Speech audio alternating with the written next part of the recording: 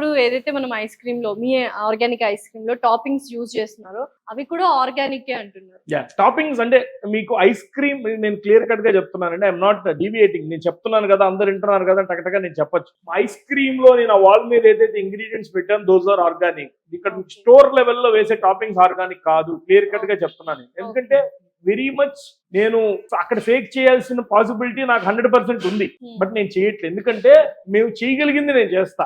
ఇండియాలో supply capacity ఎంత ఉంది, వేటి మీద ఉంది, ఎలాంటి ప్రొడక్ట్స్ మీద అయితే మనం చేయగలుగుతాం, we can do it. That's what we are doing. So వచ్చిన వాళ్ళందరూ ఇది డిఫరెంట్ కాన్సెప్ట్ కాబట్టి ఆర్గానిక్ ఐస్ క్రీమ్ వచ్చిన వాళ్ళందరూ కస్టమర్స్ కానీ కొన్ని సిల్లీ క్వశ్చన్స్ అడుగుతుంటారు, కొన్ని కోపం వచ్చే క్వశ్చన్స్ అడుగుతుంటారు.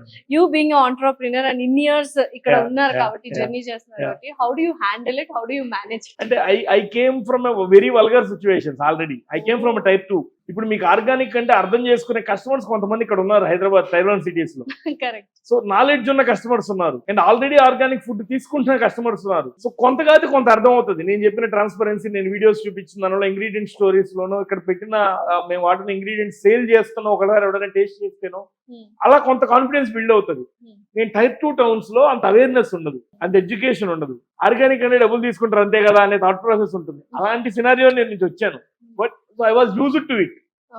అందుకని నేను ఎంతమంది అడిగినా కూడా క్లియర్ కట్ గా వాళ్ళకి అర్థమయ్యే విధానంగా చెప్తాను.